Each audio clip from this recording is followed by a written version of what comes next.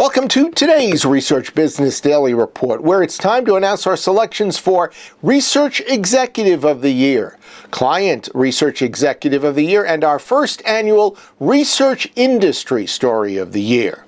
RBDR is sponsored today and this week by Decision Analyst, helping companies build stronger brands through advanced analytics and marketing science. You can learn a lot about Decision Analyst at their website, www.decisionanalyst.com. First off, we of course want to extend our best wishes for a personally rewarding and profitable new year to all of our RBDR viewers. And as we open 2016, we would also like to pay one last special tribute to some of the great research talents that we lost during 2015. Luminaries like SurveyMonkey CEO Dave Goldberg, who died on May 1st at the all-too-young age of 47.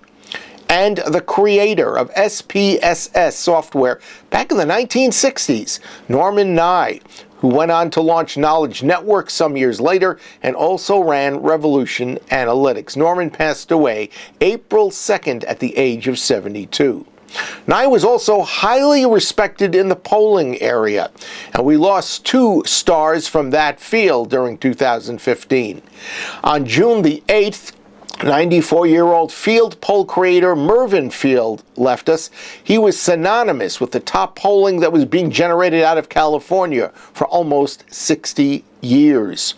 And of course, Pew Research founding director Andrew Kohut was way too young when he died at age 73 last year on September the 8th. But the obituary that may have made the deepest, widest impression on everyone in the research marketplace because of his ongoing public impact was inside research editor Larry Gold. He left us at the age of 80 on March the 20th. Larry Gold's impact on the present-day research industry was so long and strong that we at RFL Communications decided 10 months ago to inaugurate an annual Larry Gold Research Story of the Year award. It will come from the most important research story of the year as selected by the people here at RFL. And for 2014, while there were continuing important developments determined to tie social media comments to research, and additionally growing corporate adoption of analytics, both very important developments in our industry, we believe that one story alone broke in October that was so surprising and so emblematic of the most public negative trend in the research area that it had to be our first choice for Story of the Year. Pre-election polling and their practitioners were under increasing fire last year after so many important elections around the globe continued to be misreported. And yet, we were stunned when Gallup organization announced in October that it had decided to discontinue all pre-election polling. Gallup founder George Gallup, after all but invented the field back in the 1930s, and for decades afterwards he continued to develop it.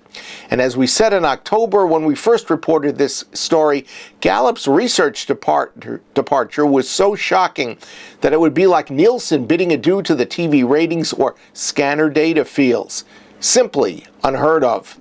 And therefore, it is our choice for the first annual Larry Gold Research Story of the Year.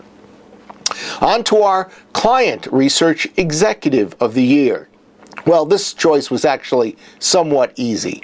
Unilever Senior Vice President of Consumer and Market Insights Stan Sananathan earned this year's honor for the work done for the organization's Shark Tank.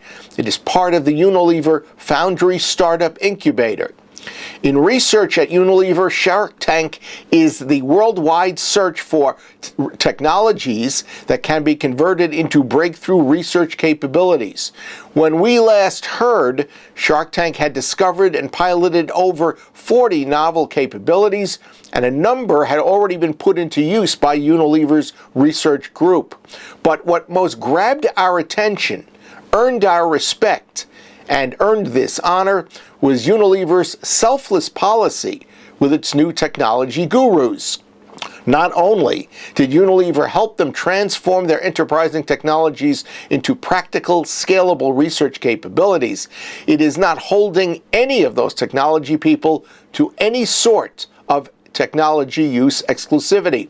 Therefore, you might reasonably see some or many of these evolved research services spreading their wings with other client-side companies during 2016.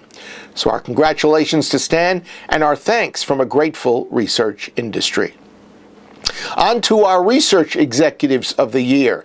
They are from IBM Watson, which made news all throughout 2015 with seemingly one PR announcement after another about a new utilization of this tool. IBM Watson is a cognitive system that enables a new partnership between people and computers to supposedly enhance and scale human expertise. Its applications thus far range from medical purposes, such as improving cancer diagnoses, to automating customer service processes, and even various kinds of research initiatives. IBM has estimated more than 77,000 developers have worked with its Watson Developer Cloud platform to pilot, test, or deploy new business applications. So we're talking about companies like North Face, Novo Nordisk, Apple, CVS Health, Johnson & Johnson, and Medtronic. But these companies barely scratch the surface of the very tippy top of the IBM Watson users' iceberg. Much of IBM Watson's 2016 will focus on moving its current efforts into hyperdrive. Therefore, it's very doubtful that we've heard the last from our selection for Research Executives of the Year. They are IBM Watson Group CMO Stephen Gold, who works out of the Thomas J. Watson Research Center in Yorktown Heights, New York, and Senior Vice President of Information and Analytics, Bob Picciano, who is responsible for the broad division that ultimately holds and houses IBM Watson.